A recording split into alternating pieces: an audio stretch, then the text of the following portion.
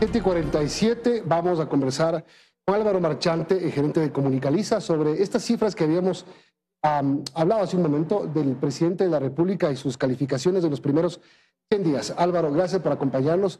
Quiero empezar con, antes de mostrar la primera cifra, es inédito lo que está ocurriendo en el país. Escuchaba a otros entendidos políticos decir que esto no había pasado nunca, excepto en temas de conflicto bélico. Muy buenos días, Milton, y muchas gracias, como siempre, por la invitación. Efectivamente, estamos ante algo inédito. Estamos, primero, por el punto de partida, que fue una muerte cruzada que nunca había ocurrido en la historia de Ecuador.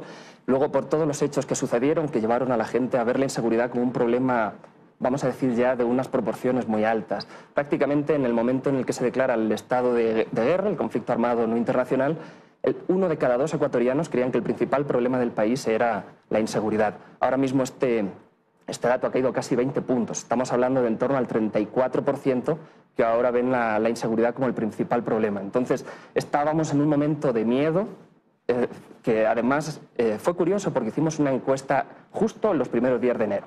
En esa burbuja que todos tenemos cuando empezamos el año y creemos que, bueno, que vamos a hacer nuevos proyectos, vamos a mejorar en los estudios, ¿no? Ese ánimo y esperanza que todos tenemos cuando empieza el año. Para que te hagas una idea, en ese momento, prácticamente la mitad de la población creía que el país estaba bien y que su situación familiar estaba bien. La declaración de guerra fue como pinchar una burbuja. Literalmente, los indicadores cayeron hasta el 18% en la visión país y hasta el 35% en la situación personal. Son indicadores que ya prácticamente se están recuperando, pero que todavía falta algo de recorrido. Veamos el dato de la valoración de la gestión del presidente Daniel Noboa en estos 100 días. Pongamos la gráfica para ver cómo muy bien piensa el 39.7% de la población y que está bien el 40% de la población. Si suma esto es casi el 80%. Esto no lo hemos visto en mucho tiempo, pero así como es de importante, también se puede caer enseguida. Claro que sí. Hemos visto que el presidente desde junio, que es cuando empezamos a tener mediciones de él ha crecido por escalones, no ha sido un crecimiento lineal como en otros casos. Después del debate subió más de 35 puntos, es decir, es literalmente un escalón. En el momento que es electo como presidente sube unos 15 puntos y en el momento que se declara la guerra sube otros 15 puntos. Al inicio decías que esto no se había vivido nunca. Obviamente en los 3-4 años que llevamos midiendo no hemos tenido ningún dato tan alto en aprobación. Ya lleva sostenido por encima del 70% durante 2 meses y medio, con una tendencia ahora ya a la estabilidad. Obviamente crecer por encima del 80% es difícil. Es un candidato, bueno, es un líder político con un rechazo bastante bajo. Nunca ha tenido más de 20 puntos de rechazo desde que le llevamos. ¿Y por qué no? ¿Por su forma de ser? ¿Por su gestión? Por cómo se mueve en la política, por todas las anteriores? Antes de que fuera electo habíamos hecho varias mediciones, sobre todo desde la primera vuelta a la segunda vuelta, para tratar de entender por qué los 2 candidatos llegaron a la segunda vuelta y cuáles eran sus fortalezas. Definitivamente lo que más le gustaba a la gente es que él no confrontaba, que él no era un político tradicional y que se salía de esa disputa política. Y fíjate que aquí hay algo curioso. En el momento que se declara el estado de guerra, no subió solo el presidente, subió el Estado. En ese momento las Fuerzas Armadas, la policía. Las Fuerzas Armadas llegaron hasta un 95%, ahora están en un 90%, la Asamblea pasó de un 40%, que es lo que suele tener, hasta un 60%.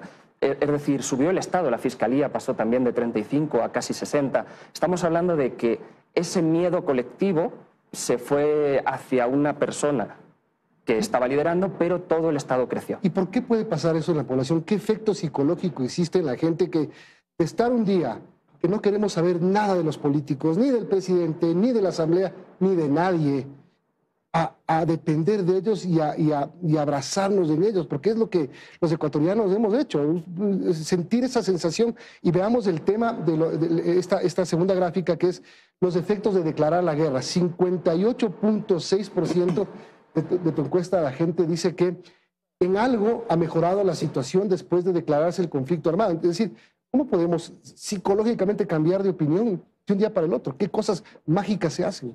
Fíjate, esta pregunta es interesante porque la hemos hecho 2 veces. La hicimos a las 2 semanas de que se declarase la guerra y este dato, entre mucho y algo, sumaba en torno a 35 o 40 puntos. Ahora, sumando los dos, estamos superando el 70%. Es decir, la gente está viendo que sí está funcionando la estrategia del presidente, en contraste sobre todo con la la estrategia que mantenía el anterior presidente. Justo cuando declaró el estado de excepción hicimos algunas preguntas y para la gente declarar otro estado de excepción era prácticamente inútil porque ya veníamos de muchos. Sin embargo, en el momento que se declara la guerra ya tenemos 11.000 detenidos y sobre todo lo que hemos visto es que las tasas de delincuencia han caído en las calles. Y obviamente cuando preguntamos por el principal problema del país, lo que decía antes, bajamos desde el 52% de personas que creen o creían que el principal problema del país era la inseguridad hasta el 34%. Es decir, es una caída muy brusca y sobre todo en muy poco tiempo. Y cuando vemos la gráfica, fíjate, es una gráfica que llevamos viviendo desde el febrero del 2021, prácticamente 3 años completos. En ese momento, por ejemplo, en abril del 2021, solo el 4% de la población decía que la inseguridad era un problema. Aquí empezamos a vivir motines en las cárceles, masacres masivas y sobre todo empezó a salir estos brotes delincuenciales de las cárceles a las calles, la disputa de bandas y es un crescendo prácticamente ininterrumpido hasta llegar a la primera semana de enero y desde ahí, cuando se declara la guerra, la gente empezó a ver que había algo distinto. Pero fíjate, antes preguntábamos por la declaración de guerra y claro, es que al final solo el 3% cree que no ha mejorado. Hay personas que no lo saben, pero solo el 3% cree que la situación sigue peor o igual que antes. Ahora, el manejo del presidente de la República en este tema. Quizá mucha gente esperaba ver a un comandante en jefe, esos que van a primera línea, que por poco y se ponen los fusiles a la mano, etcétera. No, él más bien tranquilo, con decisiones que hasta cierto punto él no las comunica, sino las comunica en las acciones que hace. Logra arropar la fe de la población, más o menos así resulta.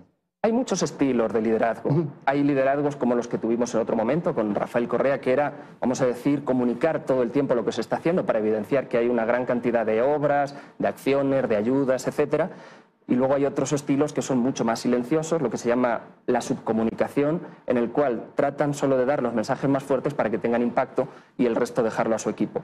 Cada estrategia funciona de una manera distinta, pero las dos pueden tener un impacto. Pero ahí nos damos cuenta de que el estado de propaganda no siempre es el que manda ni el efectivo. No, obviamente hay muchos modelos. Este es un modelo quizás que Ecuador no estaba acostumbrado porque venían de presidentes que aparecían mucho, que daban muchas cadenas, que daban incluso sabatinas completas, a un modelo en el cual es difícil saber lo que está haciendo el presidente porque tiene una entrevista a la semana como máximo y sí que de alguna manera sí que comunicar algo más.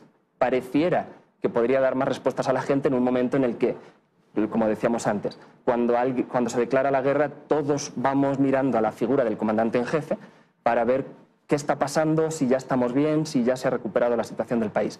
De momento vemos que la gente sí lo está sintiendo, pero como que falta todavía la evidencia de que se ha hecho algo más fuerte. Ahora, el presidente tiene un reto importante que es el 21 de abril la consulta popular.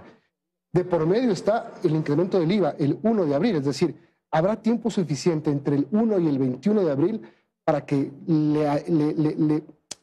digamos, vaya en su contra el tema del incremento del IVA. Bueno, no alcance el tiempo. Hemos hecho varias preguntas sobre el IVA, porque no es tan fácil entender cuál es el efecto, ¿no?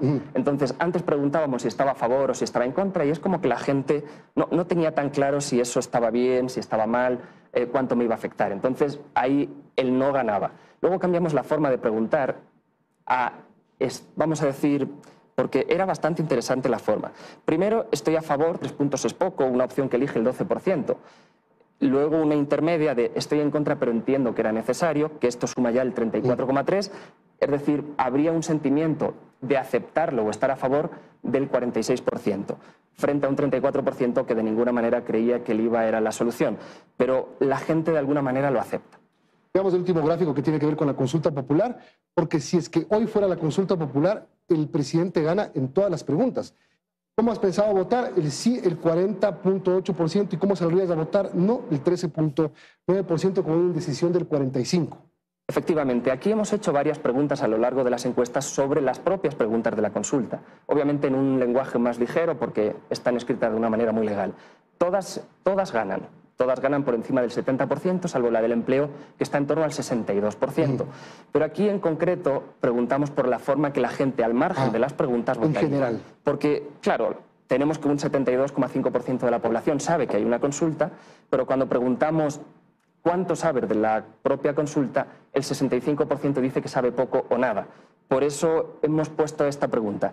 Y aún así el 40% de la población dice que votaría sí, solo el 14% dice que votaría no, pero con un 45% que aún no sabe. Una pregunta que no se ha hecho, me imagino, todavía porque es muy temprano, pero la hago yo. Si hoy fueran las elecciones presidenciales, el presidente gana en una sola vuelta.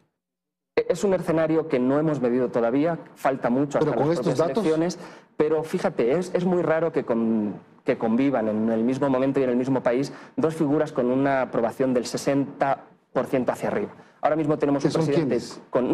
digo, es prácticamente imposible que lo haya. Solo hay uno, que es el propio presidente, con el 80%.